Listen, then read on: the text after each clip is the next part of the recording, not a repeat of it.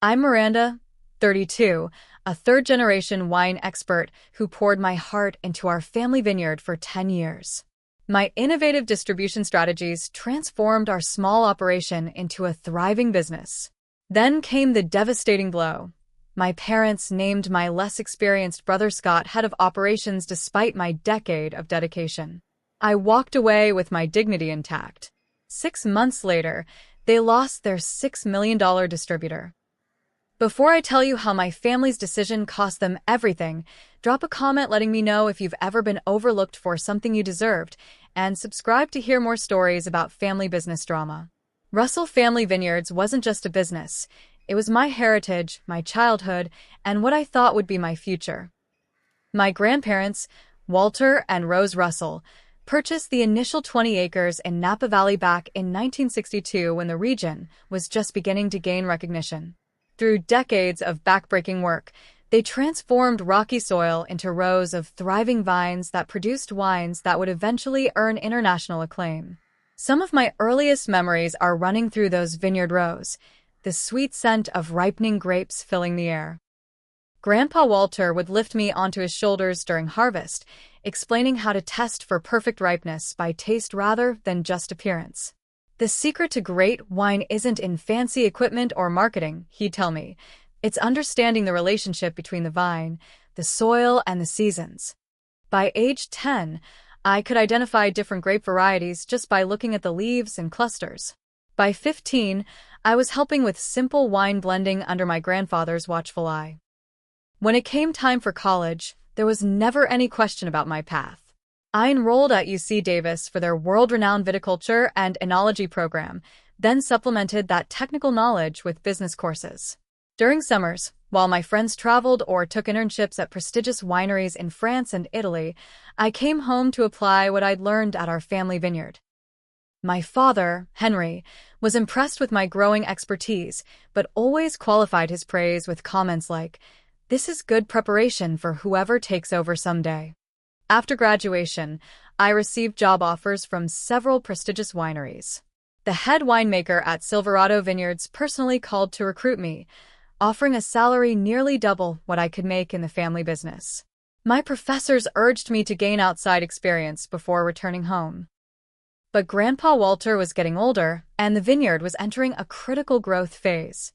I turned down every offer and returned home, committed to building our family legacy. The first few years were challenging but rewarding. I modernized our fermentation process, introducing temperature-controlled steel tanks that preserved the fruit characteristics better than our old methods. I researched and implemented sustainable farming practices that reduced our water usage by 30% while improving grape quality. When I suggested transitioning portions of our vineyard to organic certification, my father hesitated, citing costs and complications. I prepared a detailed 5-year plan showing the premium prices organic wines commanded, and eventually, he relented. 3 years later, our organic Cabernet Sauvignon won gold at the San Francisco Chronicle Wine Competition. Through all this, my grandfather remained my greatest supporter. While my father focused on the business aspects, Walter and I would walk the vineyards together, discussing everything from soil amendments to barrel selection. "You have the gift," he'd tell me. "You don't just know wine, you feel it." Those words sustained me through difficult days when my suggestions met resistance from my traditionally minded father. My brother Scott had always been different. 3 years younger than me, he showed little interest in the vineyard growing up. While I was learning about pruning techniques, he was in his room, playing guitar. He studied music in college, then spent several years in Los Angeles trying to break into the industry. His band had moderate local success, but nothing that could sustain a career. I supported his dreams, admiring his artistic passion, even if I didn't share it. When Scott turned 26, our father began dropping hints about coming home to learn the business. Our mother Diana, always the peacemaker, would remind everyone at family gatherings how wonderful it would be to have both children involved in the vineyard. I never objected. The operation had grown enough to benefit from more family participation, and Scott had talents that could complement mine. When he finally returned 3 years ago, I welcomed him warmly, prepared to teach him everything I knew. My brother approached winemaking with enthusiasm, but little patience for the technical details. He'd sit through my explanations about fermentation chemistry with glazed eyes, more interested in label designs and marketing concepts. Still, I appreciated his creative perspective and believed we could form a good team with our different strengths. Everything changed when Grandpa Walter passed away last year at 87. Beyond the personal loss, his death triggered serious discussions about the vineyard's future leadership. My father, now 65, began talking about stepping back from day-to-day operations. During family dinners, he'd make comments like, "Scott, you should sit in on the budget meeting next week. You'll need to understand these things soon enough." I noticed these mentoring opportunities were rarely extended to me, despite my decade of proven commitment. I told myself it was nothing, just my father trying to bring Scott up to speed. After all, I already understood the business inside and out. But as weeks passed, the pattern became impossible to ignore. A succession plan was forming, and somehow, despite everything I'd contributed, I wasn't at the center of it. During my 10 years at Russell Family Vineyards, I transformed our operation from a respectable mid-sized producer into one of the region's success stories. The changes weren't just cosmetic, they fundamentally altered how we grew grapes, made wine, and brought our products to market. The organic certification process I initiated became a cornerstone of our brand identity. It required completely rethinking how we managed pests, weeds, and soil fertility. For 2 years, I personally walked every row weekly, documenting natural solutions to problems we'd previously solved with chemicals. When fungus threatened during an unusually damp spring, I introduced beneficial insects rather than spraying. The County Agricultural Extension Office began sending other vineyard managers to learn from our methods. My proudest achievement came in our winemaking. I created a signature Cabernet blend, Russell Reserve, that incorporated small percentages of Merlot and Petit Verdot from our eastern slopes. The first vintage sold out within 3 months. By the 3rd year, it was backordered before bottling and received 94 points from Wine Enthusiast. That blend alone increased our revenue by 20% and put us on the map with serious collectors. Recognizing that direct sales offered the highest profit margins, I developed an immersive vineyard tour program that combined education with experience. Visitors didn't just taste wine, they walked the vineyards, touched the soil, sometimes even helped with simple tasks during harvest season. We added food pairings featuring local artisanal products, creating relationships with neighboring businesses. Direct consumer sales increased 40% within a year, and our wine club membership doubled. But my most significant achievement, the one that truly secured our future, was landing the Platinum Distributors account.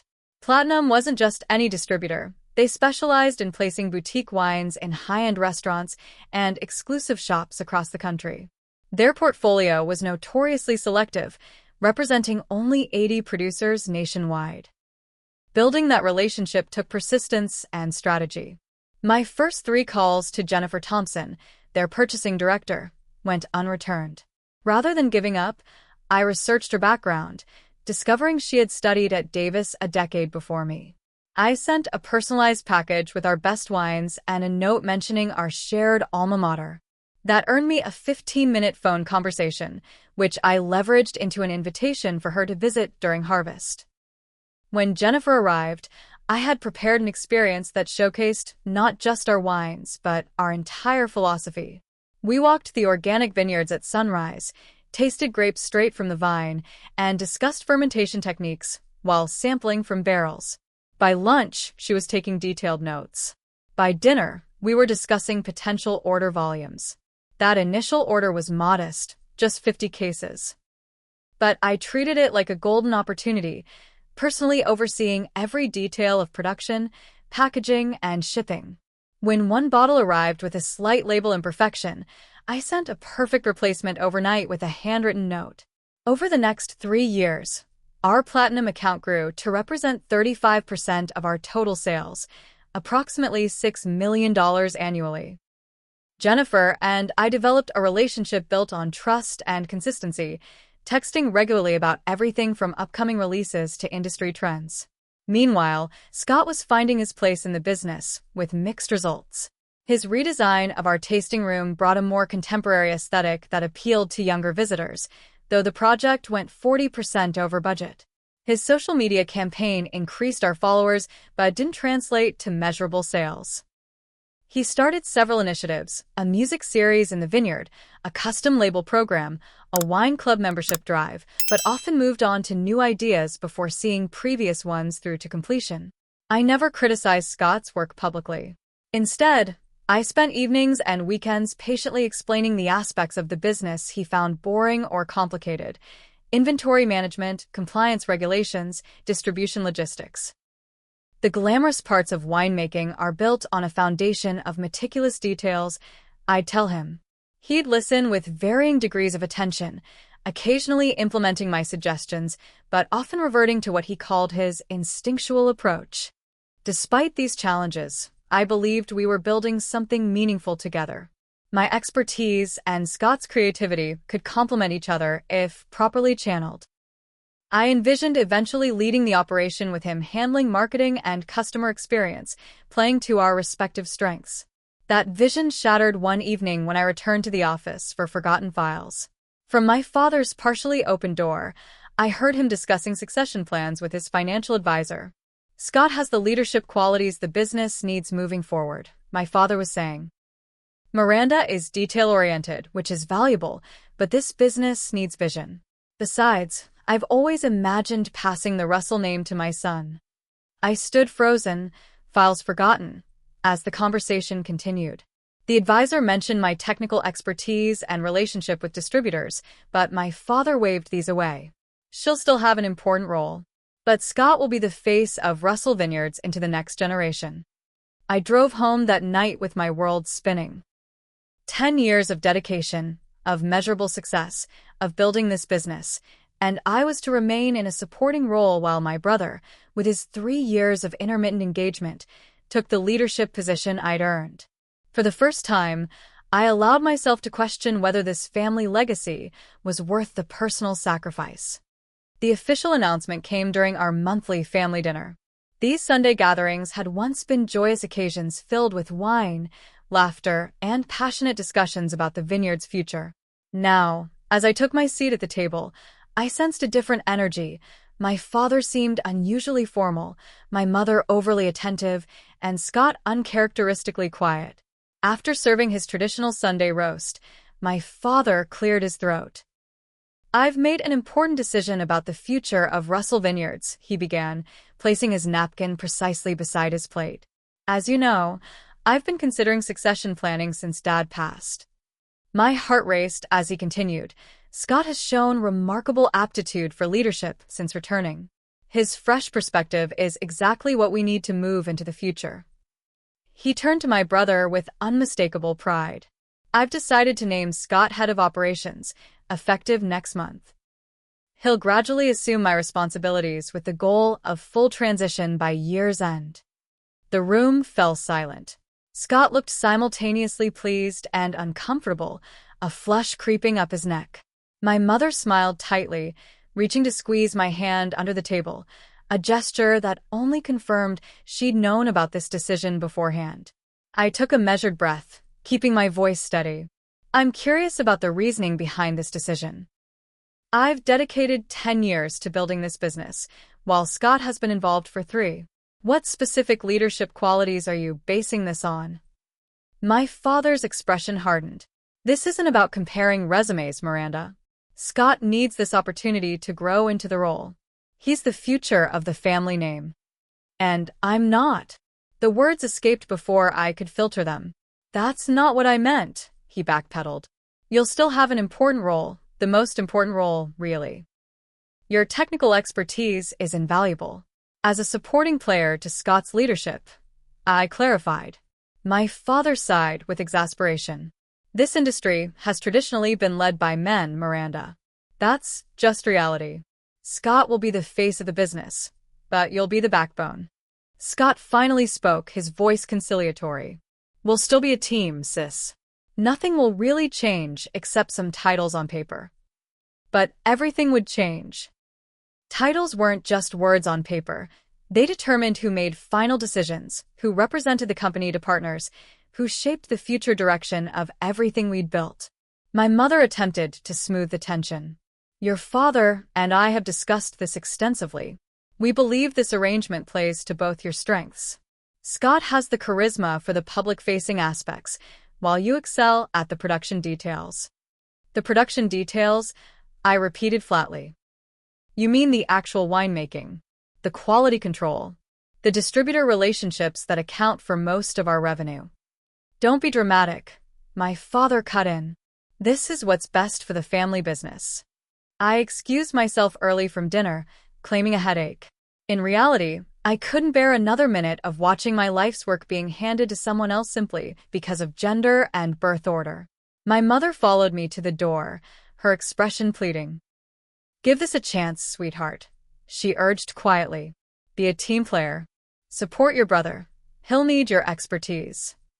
Has anyone considered that I might need support? I asked.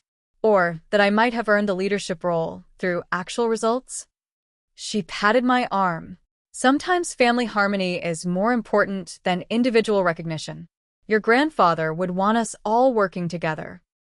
I drove home to my small house on the edge of the vineyard property, a house I'd once loved for its proximity to the vines I tended. Now it felt like a symbol of my permanent second-tier status, always close to but never fully owning what I'd helped build. That night became a dark journey through emotions I'd suppressed for years. Initial disbelief gave way to searing hurt, then hardened into anger. I reviewed mental spreadsheets of my contributions. Production increases, award-winning wines, sustainability initiatives, revenue growth. By any objective business metric, I had more than proven my value. But this wasn't about business metrics. It was about deeply entrenched views on gender roles and family hierarchy that no amount of achievement could overcome. My father had never seen me as a potential leader because he'd never looked past my gender to see the capable executive I'd become. As dawn broke, I reached a painful clarity. I could stay and continue pouring my expertise into an operation that would never fully recognize my worth. I could watch Scott make decisions I knew were suboptimal, biting my tongue to maintain family harmony. I could gradually become bitter and resentful, poisoning not just my professional satisfaction but my personal relationships. Or I could leave. The thought terrified and exhilarated me in equal measure. After a decade defining myself through the family business, who would I be without it? But the alternative, staying in a system that had shown it would never value me appropriately, had become unthinkable. By sunrise, my decision was made. I would not remain to be a glorified assistant to my brother.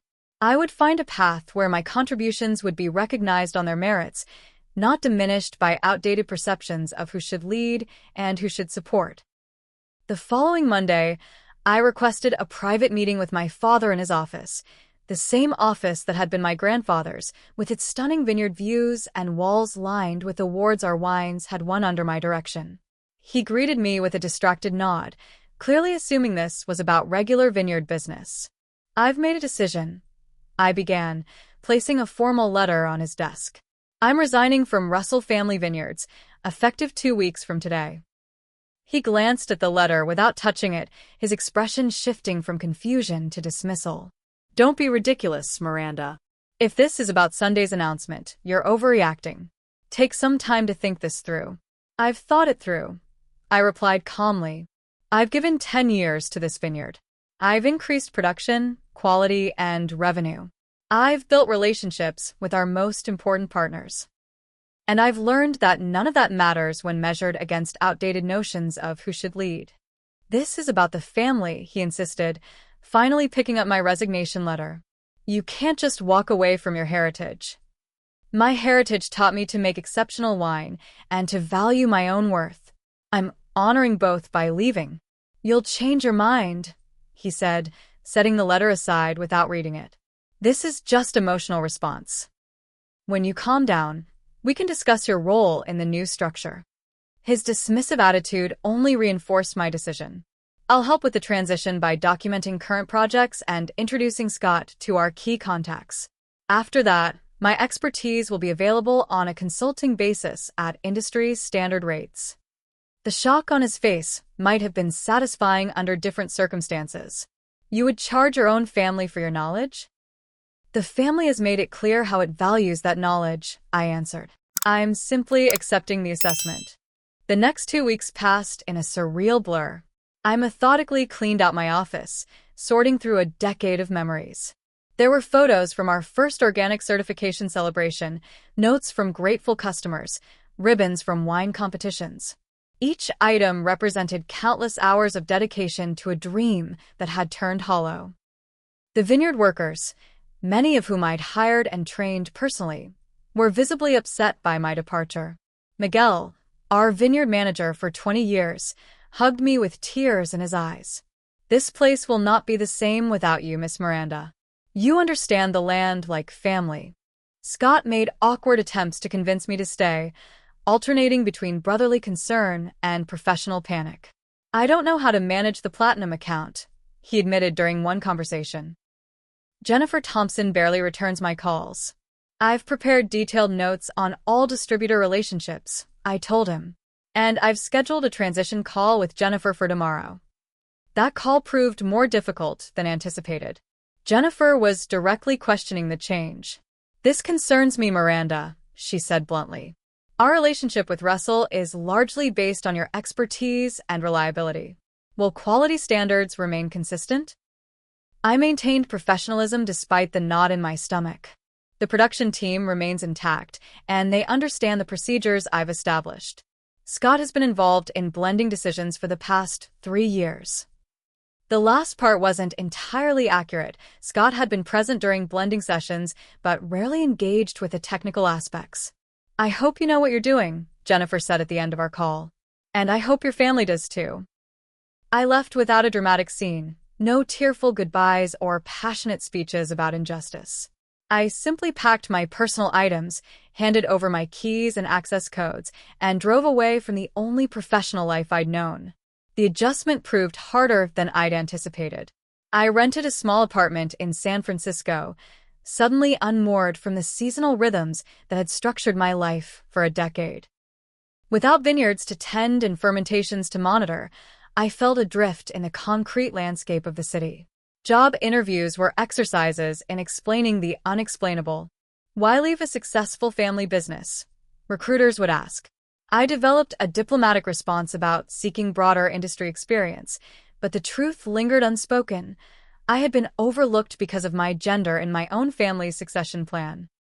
My savings provided temporary financial security, but my identity crisis ran deeper. Who was I without Russell Vineyards? For so long, I had introduced myself as Miranda Russell from Russell Family Vineyards. Now I was just Miranda, with an impressive resume but no clear direction. The turning point came unexpectedly at a wine industry conference I'd almost skipped. During a panel discussion, I asked a technical question about adapting to climate change in vineyard management. Afterward, Barbara Peterson, owner of Peterson Consulting, approached me. "That was an insightful question," she said. "You clearly understand both the science and practical application. We should talk." Barbara's firm specialized in helping boutique wineries optimize their operations, from vineyard practices to production efficiency. "Many small producers have passion and terroir," she explained over coffee, "but lack the technical knowledge to maximize quality and profitability. We help bridge that gap." 2 interviews later, I joined Peterson Consulting as a senior advisor. The position offered flexibility I'd never experienced, working with multiple clients, setting my own schedule, and being valued explicitly for my expertise rather than family connection. My first client was a small but ambitious winery in Sonoma struggling with inconsistent quality. I implemented systematic changes to their harvest protocols and fermentation monitoring. 6 months later, their new release received 92 points from Wine Spectator, their highest rating ever. Word spread, and soon I had a waiting list of clients. For the first time in my career, my compensation directly reflected the value I created. My opinions weren't filtered through family dynamics or traditional expectations. When I spoke, clients listened, not because I was someone's daughter, but because my advice improved their bottom line. I was building something meaningful on my own terms when the first troubling news reached me about Russell Vineyards. An industry colleague mentioned encountering Scott at a trade show, describing him as overwhelmed and out of his depth when discussing technical questions.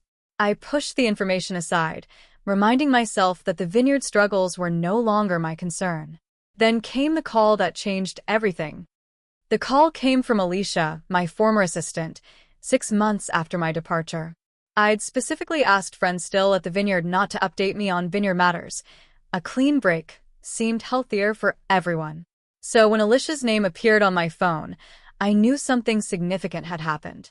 "I probably shouldn't be calling," she began hesitantly, "but things are getting bad here, Miranda. Really bad." According to Alicia, Scott had begun implementing changes almost immediately after taking control. He'd modified fermentation protocols I'd carefully developed over years, claiming they were unnecessarily complicated. He'd switched oak suppliers based on a 10% cost savings, ignoring the subtle flavor profiles that had distinguished our wines. Most alarmingly, he dismissed concerns from the production team about quality control issues in recent batches. "The 2023 Cabernet doesn't taste like Russell Cabernet," Alicia reported.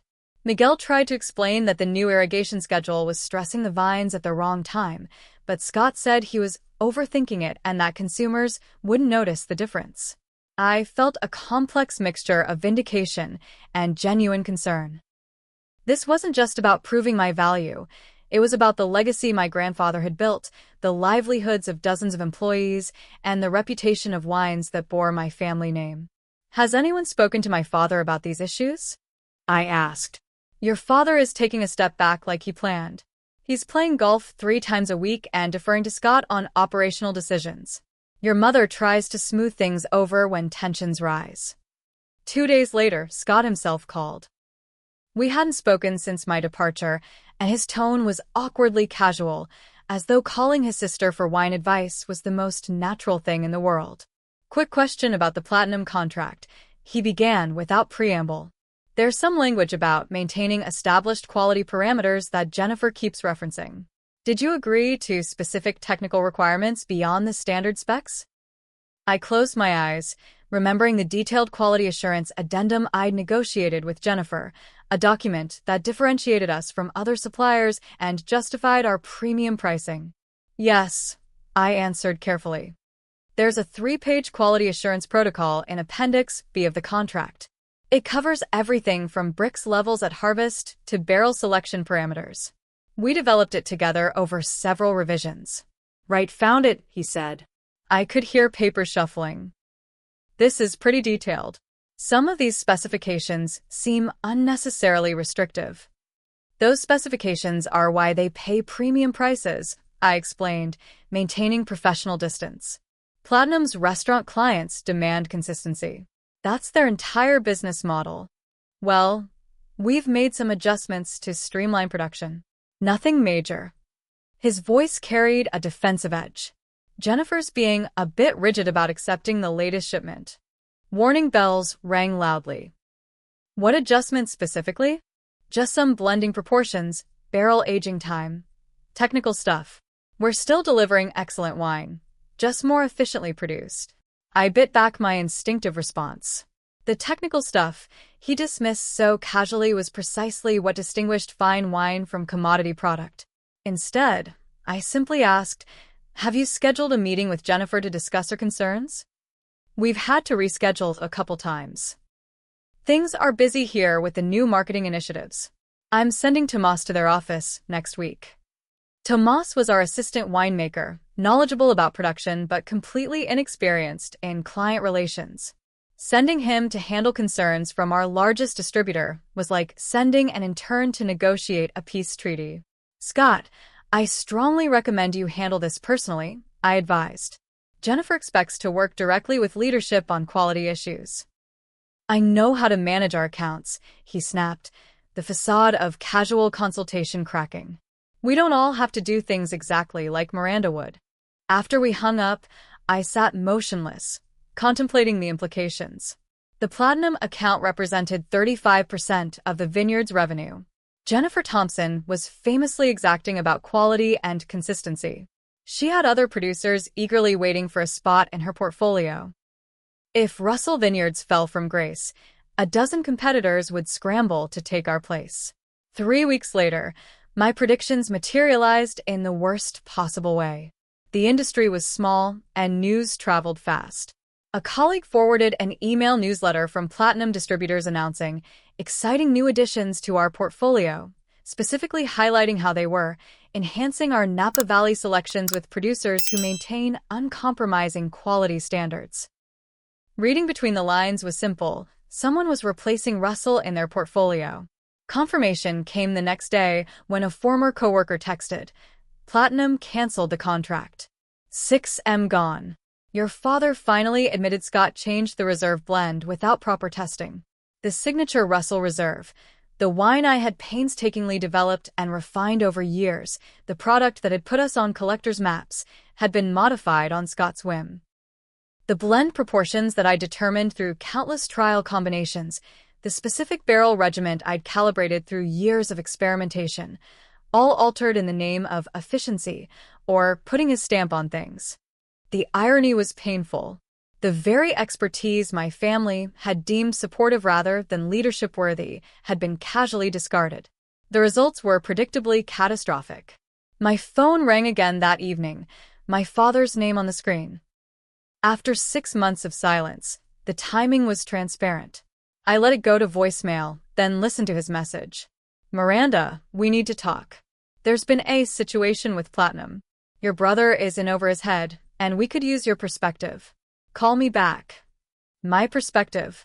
Not my leadership, not my expertise, my perspective.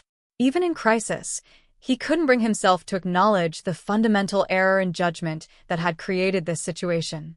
I didn't call back immediately. Part of me, the part still nursing the wound of being overlooked, wanted them to fully experience the consequences of their decision. Let them understand exactly what they had lost when they pushed me aside. Let them calculate the cost of valuing tradition over competence. But another part remembered the field workers who depended on the vineyard's success for their livelihoods. The tasting room staff who received bonuses based on sales. The land itself, which deserved stewards who understood its needs and potential. This wasn't just about my father's pride or Scott's unearned promotion. It was about something larger than any individual. As I considered my response, the full scope of the disaster became clearer. Without Platinum's distribution network, Russell Wines would disappear from premier restaurants and retail locations nationwide. Alternative distributors would demand steep discounts to take on the volume. Cash flow would tighten immediately, potentially affecting everything from equipment maintenance to employee retention. 10 years of relationship building, quality establishment, and brand development had been undermined in 6 short months. The question now was whether I could, or should, help pick up the pieces. I finally returned my father's call 2 days later, agreeing to meet at the vineyard for a family discussion. As I drove through the familiar iron gates, autumn colors painted the surrounding hills in amber and crimson. The vines were entering dormancy, their work for the season complete. I felt a bittersweet connection to their cyclical nature, endings that contain the promise of new beginnings. The conference room atmosphere was tense when I arrived. My father looked older than I remembered, deep lines etched around his eyes. My mother sat beside him, hands clasped tightly on the table. Scott occupied the chair that had once been mine, his usual confident posture replaced by a defeated slump. "Thank you for coming, Miranda," my father began formally. The strain in his voice suggested this opening had been rehearsed. "We're facing a significant challenge with the Platinum situation." The situation, I repeated evenly, being that they've terminated a $6 million contract because their quality standards were not met. "That's putting it bluntly, but yes," he conceded. "We've had a difference of opinion with them regarding some production adjustments." Scott interrupted, defensive energy breaking through his dejection. Their specifications were unreasonably rigid. No distributor should dictate our winemaking process. They weren't dictating, I corrected. They were paying a premium for consistency we promised to deliver. That's how business partnerships work. My mother's eyes filled with tears. "The financial implications are severe, Miranda." Without Platinum's orders, we're facing potential layoffs before year-end. Some of these people have been with us for generations. The weight of the situation hung heavy in the room. This wasn't just about wounded pride or professional validation. Real livelihoods were at stake. The vineyard workers, tasting room staff, and office personnel all depended on Russell Vineyards for their income and stability. "What exactly are you asking of me?" I finally asked, though the answer was obvious. My father cleared his throat. "We need your help rebuilding the relationship with Platinum. Jennifer Thompson won't return Scott's calls, but she respects you. If anyone can salvage this situation, it's you. And if I help," I said carefully, "what changes? Do we return to the same structure that led to this crisis? Am I expected to temporarily fix problems only to step back into a supporting role?" An uncomfortable silence followed. My father and Scott exchanged glances, neither willing to directly address the fundamental issue. "We can discuss role adjustments," my father eventually offered. "Right now, the priority is stabilizing our distribution channels." I stood, gathering my bag. "I'll need to think about this. If I decide to help, it won't be under the previous terms. I won't be a temporary solution to a problem that stems from systematic undervaluation of my expertise." "What are your terms?" my father asked, an edge of desperation breaking through his usual authoritative tone. "I'll let you know tomorrow," I replied, not yet certain myself what conditions would make this return worthwhile. That evening in my San Francisco apartment, I carefully considered my options. Walking away permanently would be the cleanest break, continuing the independent career I'd begun building. The consulting work was rewarding and lucrative. I was valued for my knowledge rather than diminished for my gender. But Russell Vineyards wasn't just a workplace. It was woven into my identity in ways I couldn't simply sever. The land, the vines, the wines that bore my family name, they represented not just my past but potentially my future if properly structured. By morning, my decision was clear. I called my father and laid out my non-negotiable conditions. I would return as a consultant, not an employee. My compensation would reflect industry standards for crisis management. Most importantly, any long-term arrangement would require substantive restructuring of ownership and management roles based on expertise rather than family hierarchy. "That's asking a lot," my father protested weakly. "Losing your primary distributor is a lot," I countered. "This isn't a negotiation. These are the terms under which I'm willing to help." 2 days later, I walked into Russell Vineyards with a different status. No longer the overlooked daughter, I was now a professional consultant hired to solve a specific business crisis. The psychological difference was profound. My assessment of the damage was methodical and unflinching. Beyond the immediate loss of Platinum's $6 million contract, quality inconsistencies had begun affecting other distribution channels. Cash flow projections showed a 30% revenue decline if immediate corrections weren't implemented. Staff morale had plummeted, with key personnel updating their resumes. I called an all-hands meeting to address the production team directly. "I'm here to help navigate this challenge," I told them plainly. "But I need complete honesty about what's changed in the past 6 months. No blame, just facts." The floodgates opened. Scott had implemented numerous changes without proper testing or staff input.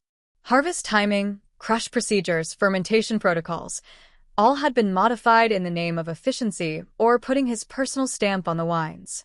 The signature Russell Reserve blend had been altered most significantly, with increased Merlot percentage and reduced barrel aging time.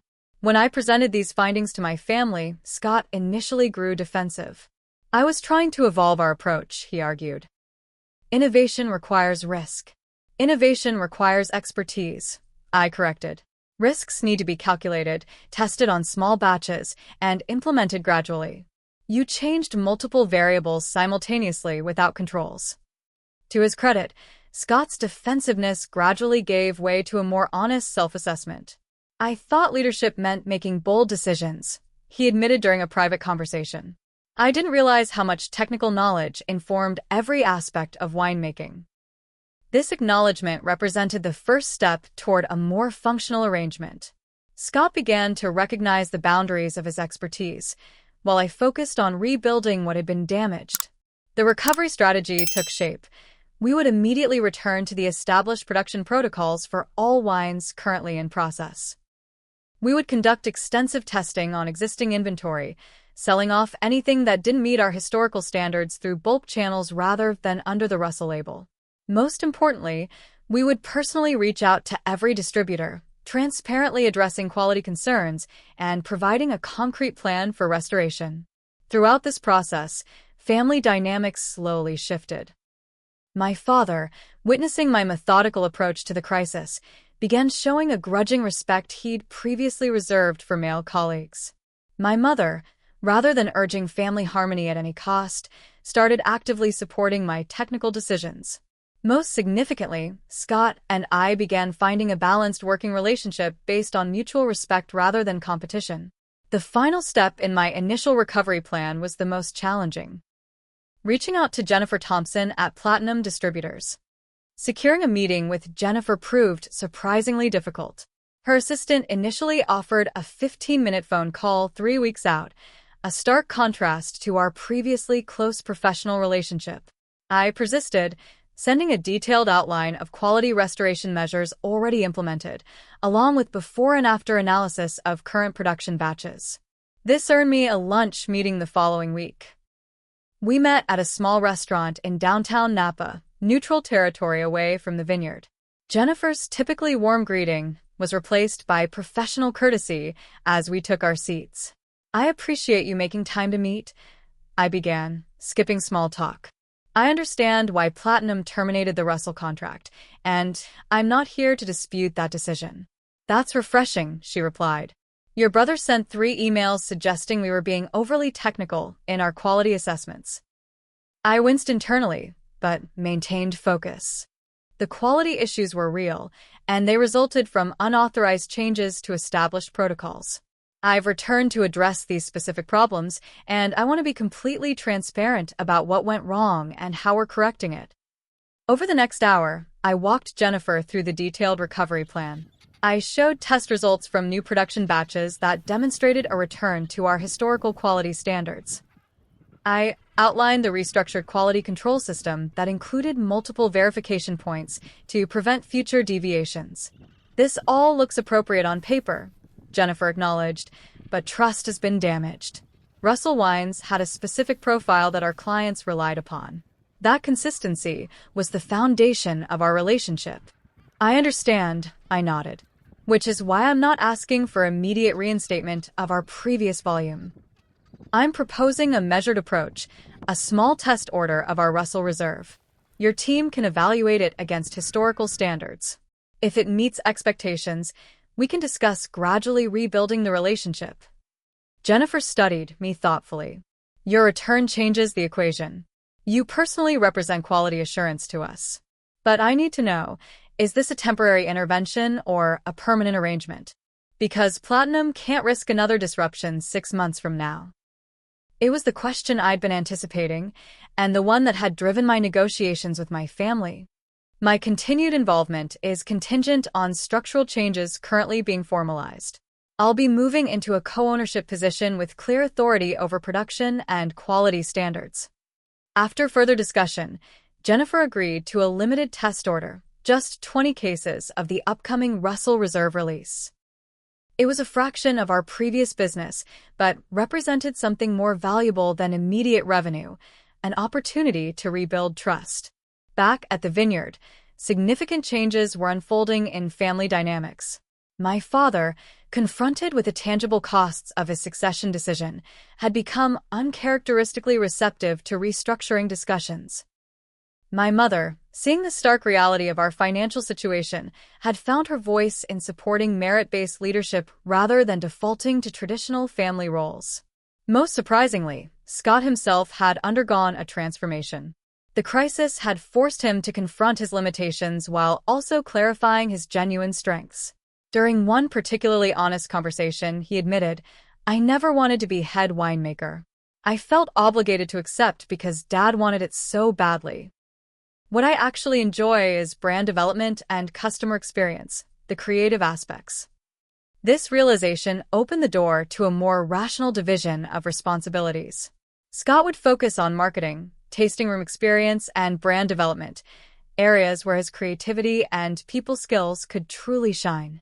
I would lead production, quality control, and distributor relationships, where my technical expertise and attention to detail were most valuable. The formal restructuring took shape through a series of family meetings and consultations with business advisors. We established a professional management structure with clearly defined roles based on skills rather than family position. Most significantly, I negotiated an equity stake that recognized my historical contributions and secured my authority in key operational areas. With organizational clarity established, the recovery plan began showing results. The test order for Platinum met all quality specifications, leading to a modest follow-up order 3 months later.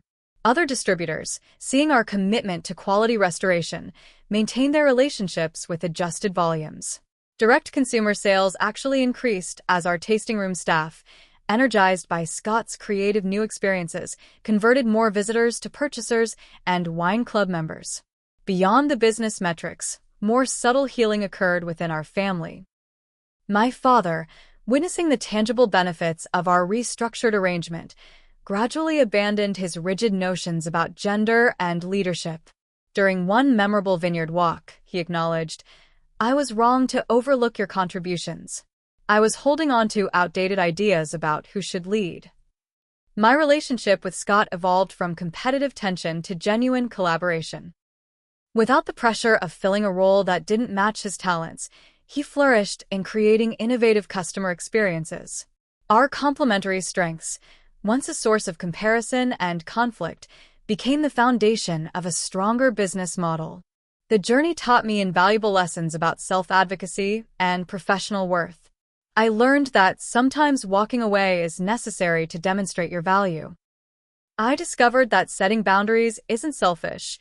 It's essential for creating healthy professional relationships, even within family businesses. Most importantly, I realized that my expertise and contributions were intrinsically valuable, regardless of whether others initially recognized them. 18 months after the crisis, Russell Family Vineyards was stronger than before.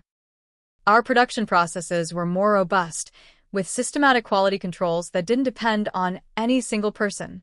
Our marketing approach, energized by Scott's creativity, attracted a broader customer base. Most importantly, our family relationships had evolved beyond traditional roles to a more authentic appreciation of each person's unique contributions.